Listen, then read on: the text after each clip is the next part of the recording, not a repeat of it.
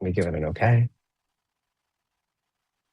All right. Good morning, Dr. Good David Landsman morning. Wohlsifer, and thank you so much for joining me this morning and agreeing to talk with me and my students about grief from your lens. Thank you for having me. Would you like to talk a little bit about who you are in case some of these students don't know you? So, I am Dr. David Landsman Wohlsifer. I've been a clinical social worker for 34 years. I'm a graduate of the University of Pennsylvania School of Social Work, and I have an MSW, a Master's in Healthcare Administration, and a PhD in clinical sexology. I'm a certified CBT therapist. I am also an EMDR level consultant and have extensive experience in trauma, families, and couples. So, it's a little bit of my Thank you. background. Thank you. And these students are actually in the MSW clinical elective about grief and loss. So Hmm. you might end up seeing them either in your psychopathology course or in your cognitive behavioral therapy elective. Okay, so I better do a good job in case they show up. Well, hopefully they'll Thank you. remember you and sign up for your electives Oh, good. in the future. I won't date this by saying in the fall or spring, but in the future. Okay.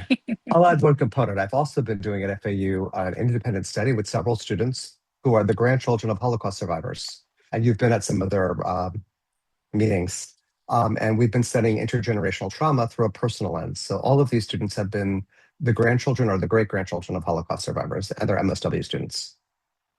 And that actually is why I wanted to interview you today, was about Hmm. exactly that. Because in this course, we are using the psychodynamic Francis Weller's The Wild Hmm. Edge of Sorrow, and there are five gates of grief through which we're examining clinical evidence of best practice as we move through the Hmm. semester. So, gate five is Hmm. grief that's carried across generations. And Hmm. so that was how I arrived at talking Hmm. to you this morning. So, Hmm. first, I just wanted to ask what you think about intergenerational trauma or ancestral grief. What do you want new clinicians to understand most about those So topics? years ago, I was at an Afrocentric wedding. And I grew up in a very Judeo-Christian traditional world and very Eurocentric, very white. And I was at this African wedding, and they stopped before the wedding began. They asked everybody to call the ancestors. And Hmm. I was mesmerized. And I'm welling up talking about it. And people throughout the room invoked the names of their ancestors to come to the wedding. And it was one of the most spiritual moments I've ever had in my life. From that day forth, whenever I do a talk, I invoke my ancestors. And every morning when I get up, I go into my office and there's a picture of a great aunt and my great grandparents. And I literally look at them every day and sort of thank them with gratitude that I have the life that I do and that they came to this country that enabled me to have the life that I do. So I want us to always have people remember that the ancestors are always in the room. Regardless of what you believe spiritually, the ancestors are always in the room. You carry their DNA, you carry their dreams, and you carry their psychodynamic messages. And it wasn't until that moment at that wedding, and I never talked about this like this, so thank you for asking me. It wasn't until that moment at that wedding that I realized how present the ancestors always are, and they're with us when we grieve. Does that make sense? Absolutely. I'm thinking of an image of a woman. It's a native painting, and you see the woman, and you see all the women Hmm. in her history Hmm. I behind know the her. picture. The I know the right. picture. Yeah. Yeah. I think that's what brought that. That's what Hmm. brought came to my mind when you told that story. That's beautiful. Hmm. And how do you think that grief from earlier generations could show up clinically in a So I present? think we continue to grieve people who aren't in the room. Mm, Let me give you an example. Is that okay? I was please. working with a man who had incredible depression and a lot of trouble attaching in relationships. And I changed some things about my cases so they're unidentifiable. Hmm. So I've changed a few things about this. And he just could, he always felt like a failure with his children. He was a widower and then he was divorced. And I started to get his story, and his parents were both Holocaust survivors. And I got in my head somewhere that there were dead children somewhere. There were Mm, dead children somewhere. And as we started talking, he said to me, I said, tell me your parents' story. And he told me his father's story. And he said his father was going with his family on a ship to get out of Poland. And his father was about 17, and he was probably the only one in the family that looked able to do very heavy labor. And so, and he was the oldest of many children. And the father was told, you're the only one allowed on the ship. The rest of your family has to go back. So the captain took this 17-year-old boy and put him into a forced labor camp. But the rest of the family had to return to Poland, and he found out after the war they were all killed. mm, And I think this father didn't bond with the son because he had lost all these siblings. that he felt like a parent to. And as a result, he was afraid to bond with his kids. Mm. Therefore, his kids didn't have the parenting insight to bond with their kids. And here I'm seeing three generations show up in the room. Wow. So I always ask with every person that I work with, what do you know about your ancestors? More so than at a genogram. I want to know the stories because a genogram I like to do with every case. But what are the stories that your family carries? Who died young? Who were you named after? Like my brother is named after my uncle who died of crib death at 3 years old. And I always wondered what was it like for my grandmother to say his name? I come from a culture where we name after people who die. What was it like for my grandmother who lost a 3 year old to say my brother's name every day? Because Mm. she lived around the block from us. And so I always wonder, what is the role, the stories of the person who lived long, the stories of the person who might have suicided, who committed suicide. Am I making sense? Yeah, right. And suicide, especially when you think of how complicated the grief can become Hmm. and Hmm. how tied up with shame and blame. Hmm. The stories Mm. of violence, the stories of deaths that were beautiful, where Mm. this person lived to a ripe old age and became a patriarch or a matriarch, pardon my binary gendered language, of the Love family. it. And how do you think you are able, do you ever work to distinguish, or do you just let the client sort of come with what they want in terms of honoring historical or family trauma I try and to nuance attributing it out, things to the right? past? I try to nuance it out. And if I can make an interpretation that links to it, like when I, the case with the children that died, Hmm.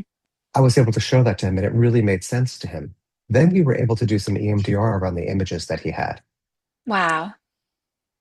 Because we know that EMDR can go back to the prenatal. Hmm. And whether or not it's really true that a fetus remembers certain things, they may not. But you've heard the stories so much, you feel like they've been woven into you. Hmm. And if you haven't heard them, they're implicit in the room. They're So silently sometimes there. they're silently there, they're silently in the room. Mm. I can't tell you how many people I've worked with as a sex therapist who have gotten sexual messages to me that sound very clearly like there was sexual trauma Mm. from a parent or a grandparent. And those Hmm. messages sound like what a social worker would very quickly hear as the message of a traumatized person. But when I asked the family, was there any sexual trauma in the family? Oh, no, not here. Yet I can So hear it in the room interesting. sometimes. Yeah. And I'm not talking about false memories. I'm Hmm. talking about implicit messages that were given. I had a client last week who talked about a relationship with her parent in which she loved the warm attention she got, but looks back Hmm. now at what she was being told and how she was being treated and sees it as very sexualizing and inappropriate. But it was the Hmm. only warmth she got. And She so got now it. she grieves for that part of herself that Hmm. Hmm. it's very interesting, right? And there was a silent message in the room that she didn't even recognize until now when she has her own kids. Kind of like what you were Hmm. describing, how the grief sort of leapfrogged Jumps. across Yeah. generations. Hmm. So interesting. And so the all things do, not just the Hmm. grief. Huh? Hmm. I'll tell you, my family, a couple of years ago, 20 years ago, there was a book written called Jewish Families in America. And my family was one of the families featured in the book. Oh And I wow. ended up meeting, yeah, and I ended up meeting um, a cousin of mine who I'd never met before. She was like second removed. And we both had a fear of needles. And we talked about a message we had gotten. We had a great aunt, my grandmother's sister, my grandmother and her grandmother were sisters, and talk about social work history. The settlement house workers came around and gave everybody some Wow. type of vaccine. And they gave this young girl, Yetta, a vaccine, and she dropped dead. Oh my God. And so all of us were told that story, and we all had a fear of needles as a result. Wow. Yeah, out of public That's health. out of public health. So when I met this cousin, out of nowhere, we started talking about this and we had it in common. So I think it's important to ask those questions. What messages did you get? Tell me who were the Mm, characters in your story growing up. And how did they look culturally? How do cultures intersect? Like, what does the intersection between different cultures look like? So, mm. Right? Are some right? Because you could have part of your culture that mhm, supports an outward expression of grief, where mhm, another really wants you to just keep your mhm. chin up and, you know. Absolutely. You might Hmm. come from a more Western European culture where expression of emotion is seen as inappropriate, whereas a Hmm. more Mediterranean and Eastern culture, certain types of expression are acceptable. Mm. Like And some are accepted, lamentation. only for women to grieve loudly and not men, all kinds of messages. I want to talk about mestizo people, people who are both the descendants of conquered and conqueror. Mhm. So, I'll give you an interesting example. I had a friend who found out, a colleague, social work professor, who found out in his 60s that his father was a Nazi. Wow. Yeah, and he was this very, typical social worker of the 1960s, social justice advocate, Wow. left of left. And then he, at one point, was doing some family research and he realized that his father had been a Nazi and it changed his life. I was watching on TV last night, Charlie Manson. His granddaughter found out recently he was her grandfather and she put a special on Hulu. Mm, What is grief like when the person who you're grieving are the stories have been violent mm. like that? So I hope I'm answering your question. No, definitely, right? Hmm. Hmm. These feelings that just keep coming, right? Hmm. And so tell me, you mentioned EMDR, you mentioned using Hmm. grief to identify a target and using EMDR. What about your CBT work? How do you use that So with let's grief and talk about trauma? one of the biggest differences between CBT and EMDR. CBT is a top-down model. We start here in the frontal cortex. What are you thinking? Then we go flip the lid. What are you feeling? Then we go back to that brainstem and find out how it's being embodied within you. So we're starting with what are you thinking? With EMDR, we're actually back front. Mm, So, and with psychodynamic therapy, we're somewhere in the middle. hmm So I think hmm what's really important when you're thinking CBT, you're asking people what's really in their conscious purview. What are Okay. your, you start with what are your automatic thoughts like right now? So are you grieving? What are you thinking? But then as you get deeper, you're going to find out those intergenerational messages are what are the core beliefs you have? Okay, now let's go into what are the family system messages you got that might contribute to those core beliefs. Mm, With EMDR, as we start the bilateral stimulation, people will start to then get in touch. I don't know if I want to use the word unconsciously, but through dual awareness mm, of some of the messages that they got.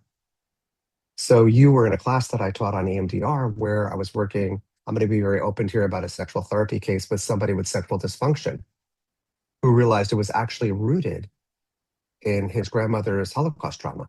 right, right. Whereas I started doing the processing with him, he realized that he was told that because he looked Jewish, he wasn't, there was something wrong.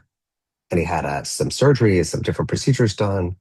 And he thought he looked like the pictures of men in Holocaust imagery, I guess, hmm history books. And he said it was actually causing him erectile dysfunction because he felt anxious when he was naked. hmm And as we did more work together, we realized his grandmother survived the Holocaust because she didn't look Jewish. As a result, his parents held those messages and were very quick to get him certain types of plastic surgery that he felt made him less identifiable. Wow.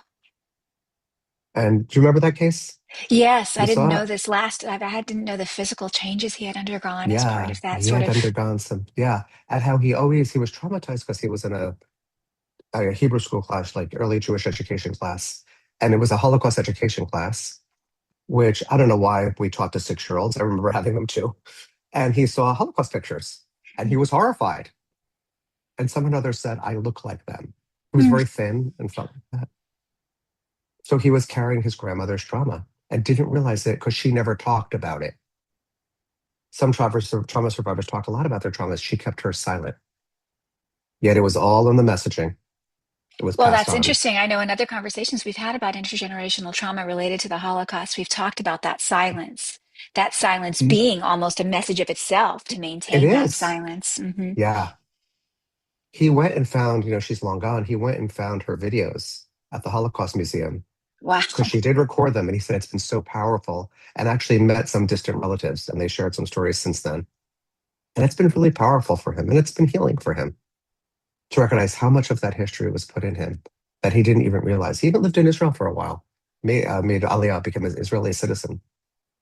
Wow. And he thinks that decision unconsciously had to do with some of his grandmother's grief and loss. With identifying, connecting with her Hmm. Hmm. and her love. Hmm. Wow. Wow, it's so interesting, right? And Yeah. how do you keep clients, what do you need to keep in mind when they're navigating this? People, I think, are very hungry to know about themselves. I think um, this could be very painful, but pleasurable work at the same time. It's exciting to understand the forces that made us. Mm. And then I think spiritually, there's a beauty in feeling gratitude. Yeah. Like I think about why I'm in this country, and on both sides of my family, one side from Italy, the other side from Poland and Russia, 16-year-olds got on ships alone to come to this country with Hmm. nothing. And they kind of lived with nothing. A lot of them died poor. I sometimes think of my ancestors and I think when I say, oh, I feel like I'm working so hard, they worked in sweatshops. And I ask people, how do you feel about that all day long in an air conditioned office? And so I think of the gratitude that we feel for past generations. And I feel the gratitude for holding their stories. Mm. And so that gratitude becomes a part of the Hmm. intervention. Hmm. And I also now see myself as one day becoming an ancestor as a grandfather. Mm. Starting to see your own That place in the. I'm seeing my own place. And it's exciting and humbling and spiritual to pass on my own messages to my grandchildren now in a way that I couldn't pass them to my children because I wasn't an elder yet. But I am now. Hmm. And so as the day comes when I do join the ancestors, I'll be part of that fabric. And so I hope I'm now more aware of the messages that I'm giving that can make them thrive in the future. More intentional about More intentional. Yeah. love. Love that. That's very interesting. I'm at a place in my life where my son is entering his senior year of college, and I was able to spend some time with some girlfriends that we raised kids together over the Yeah. past Yeah. few weeks. And we've been talking about that same sort of shift from, Hmm. we're not the star of the movie anymore. We're now No, really, it's, you're yeah, kind of in the audience. right. Right. We're shifting into Hmm. that ancestral role where we're being sought out for guidance or support, Hmm. but the Hmm. parental energy has Hmm. shifted to one of support and not, You'll know the yeah. moment. This might have happened to you already, where your son asks, says to you, "I've got to ask my partner if we could do that." I remember the first time my daughter said, "Well, I've got to ask my boyfriend." I'm like, Oh "What do my you mean you got to goodness. ask him? You got to Excuse ask me. us." Yeah, I'm the boss of you. yeah, yeah, yeah. So I'm like, "No, wait, I'm in the audience now, not the show." Right, right. And That's I such needed an to welcome interesting that. point right? And to think about how, and to think of that as part of our intervention with clients and families too, is helping a parent to make that Hmm. shift. Hmm. I think about how that he was Uh-huh. healing for me to do that with my Hmm. with my peers in this work of Hmm. parenting, and Hmm. that. And I want to add a caveat that in some cultures that shift never happens. Mm. That you are your parent's child for the rest of your life, and the parent calls the shots. That's such an interesting point. I have friends in my life for whom that's true, who Hmm. didn't leave their parents' home until they married, who it was just an Hmm. ongoing filial Hmm. responsibility to the family of Hmm. origin. And right. And I know in Hmm. my child welfare work, that was interesting work because you'd walk into a house and say, you have to get all these other grown-ups out of here. What are they all doing here? And the family would Oh yeah, say, right. they all live here. They are the Yeah, people yeah, we yeah, yeah, need. Yeah. yeah. Just a shift from that, again, Eurocentric, Hmm. hyper Hmm. independent perspective we have in this country at Hmm. times. So it's interesting to think of that as an ancestral message too, Hmm. or an intergenerational message that we should Hmm. somehow maintain. Hmm. I'm looking at a Ah, question you have here that I'd love to speak to, and that is, please. what should social workers keep in mind when clients are navigating both personal grief and inherited or collected grief? I think every time we grieve, we really grieve every loss we've ever had. Mm. I know It I just do. opens the It just opens the opens, line. look, everything in EMDR, we talk about things being connected on a neural network. Right. Think of it like a tree branch, and I have a tree branch, and you have a tree branch that I call grief. And so, you and I are at the age where very frequently we're probably going to our friends' parents' funerals a lot.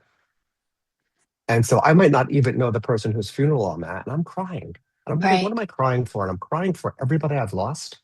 And it's not a bad thing because in those tears, I reconnect. Mm. It gives you access. It gives me access, and there's a joy in it.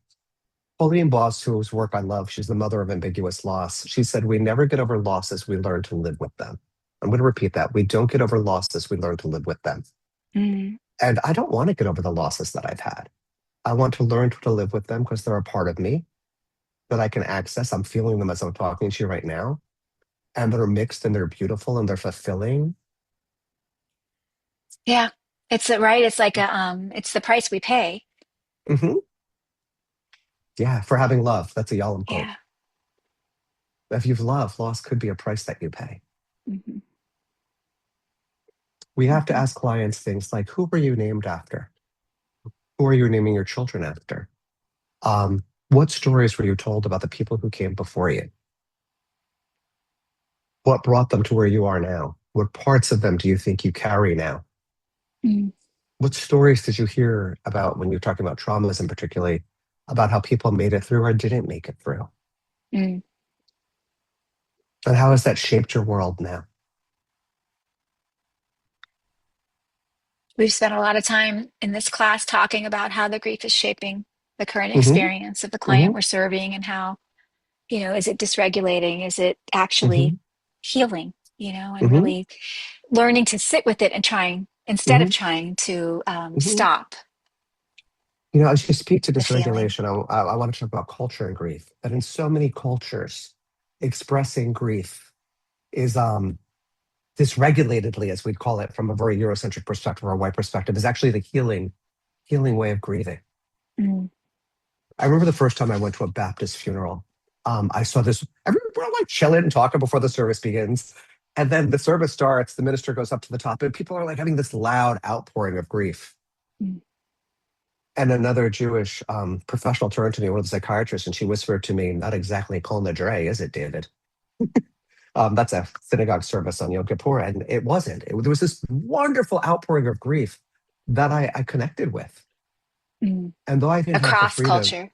across, yeah, I didn't have the freedom to grieve in the way the people around me were grieving because I had been so raised as a white man to not grieve like that.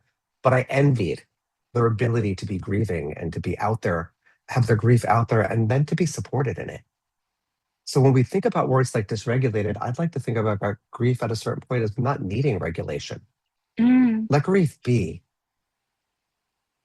And if for a few weeks you can't go to work and you're not doing well, let's support people in that. I love that we have mourning rituals that give people space to mourn. And I mhm. would advise you, please check on mourners months after those, because often we move past them really quick. You lose your Right. father, and we bring over casseroles, and we agree with you for a week, and then we expect you to jump back in, and then we move on to the next person we're bringing casseroles to. Better check on you in 2 months and ask you how it was. Do Am you I think that's making because we're sense? uncomfortable? Yeah, I was just thinking, do you think that's because we're uncomfortable with the feeling of grief that we wanted to end for them? I think we want to clean a lot of things up. And I think one Right. of We the want to mistakes solve we the make, problem. solve the problem, make sure it fits the treatment plan. Hmm. And I want to encourage the people listening to this to let grief be a bit dysregulated.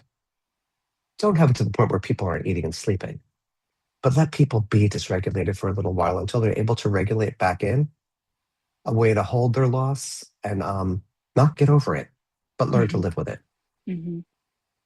Allow space for that neural dysregulation because remember, when somebody loses somebody, in my opinion, they're re experiencing everybody that they have ever lost.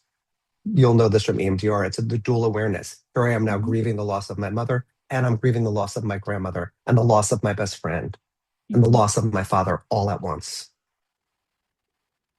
I was speaking to someone last week who had the experience of going to a grief ritual with their Hmm. friends, with a group of their Hmm. friends. One of them had had a loss, and so they were all connecting, and they had used a hallucinogenic drug to engage Hmm. in this ceremony together. And what she Hmm. was describing was they were all grieving his loss, but it literally just Yep. opened up Open the every door. door. And she was Hmm. grieving everything she had ever lost, things she didn't even Hmm. identify as grief. Hmm. And Hmm. and she was doing it in the community of the circle around the fire. It And was they had, great. oh my God. And they had people there like, I don't want to say babysitting, but babysitting to make sure they were safe or Supporting. whatever. Let's And think of them. They were correct. Support supporting. They were roles, there for correct. supports. Yeah. And I just thought, wow, And what a beautiful facilitation. thing. Right. That people are developing Hmm. these new ways. These were Hmm. younger people than us to Yeah. grieve collectively and Hmm. creatively and with no shame Hmm. or blame because they were all No. just feeling what they were feeling in Hmm. that controlled environment where they felt safe. So I love it. I love that idea of really just letting ourselves be who we want to be in our Yeah. grief. And if we trust the people around us to hold Hmm. that container, which Hmm. I guess is And the what we're doing as containers, therapists. and as therapists, and we are holding that container, Hmm. you know, and the container can be as vast as you need it to be. It doesn't have to be contained. It just has to be Hmm. supported. I love it. Somebody told me this week that grief is a huge boulder and then you just get bigger around it. It never gets There's any truth to that. smaller, There's right? You truth to just keep that. getting bigger and bigger. And Mhm. And I think the best thing we can do when people are busy is to remind people that we're there for them. And I don't know what that means. It usually means bringing a casserole, you know? Right. are Right. something, but that's worth a lot. I have a friend, a couple I'm friends with, a husband and wife, and they lost their son. And he said to me, it was the worst experience of his life.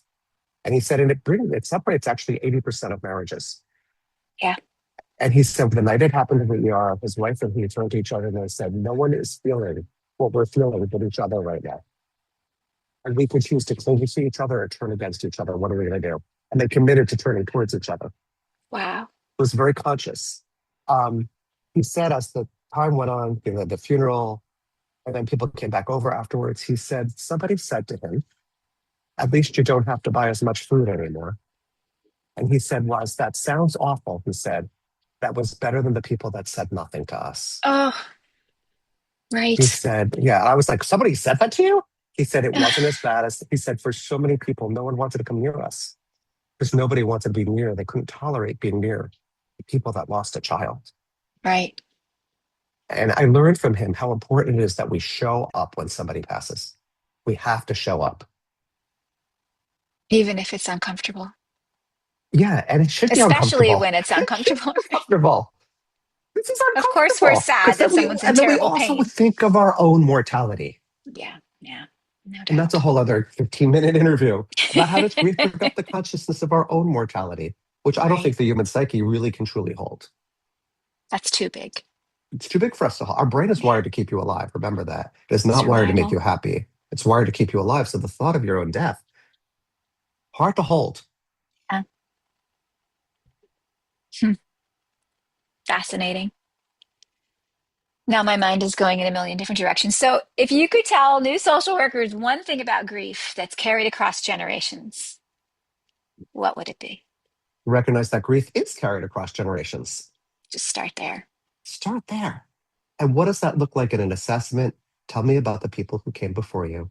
What did it mean to lose them? How are they still part of your world today? Mm. What possession do you have of theirs? Like we have, my mother-in-law was a wonderful, wonderful woman, one of my favorite people on the planet, and a fabulous baker. We have all of her recipes written with her handwriting.